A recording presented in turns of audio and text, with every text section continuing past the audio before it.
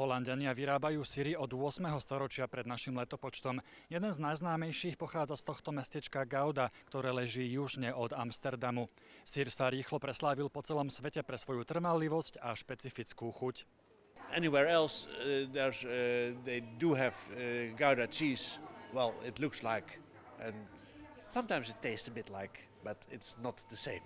Because Gouda cheese was made from milk grown on peat soil. Európska únia chráni popri holandskej Goude viac ako 1000 tradičných potravín, vrátane šampanského, parmskej šunky a gréckej fety.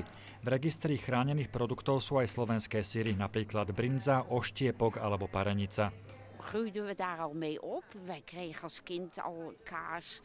Eerst jong en naarmate je ouder werd konden we ook wel kiezen thuis van wie een stukje oude kaas of jonge kaas. V Amerike európske pravidlá vnímajú ako neželaný protekcionizmus. Produkty s rovnakými názvami totiž vo veľkom vyrábajú aj americké potravinárske koncerny a malé rodinné firmy, ktorých majitelia sú priamymi potomkami migrantov z Európy. This would undermine the European way of protecting some of its brands. So it's a very tiny topic in a very broad negotiation, but it's very telling of bigger underlying issues. Dohoda má vytvoriť najväčšiu zónu voľného obchodu na svete.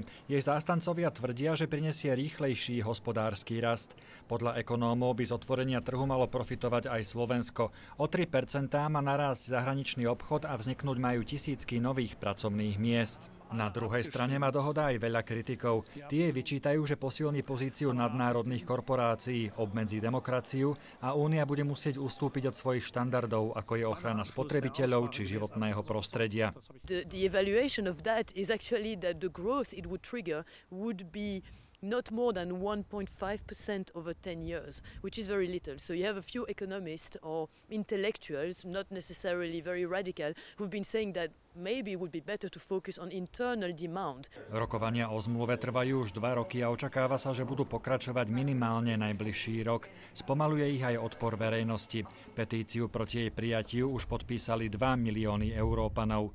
Z holandského mesta Gouda Štefan Hudec, RTVS.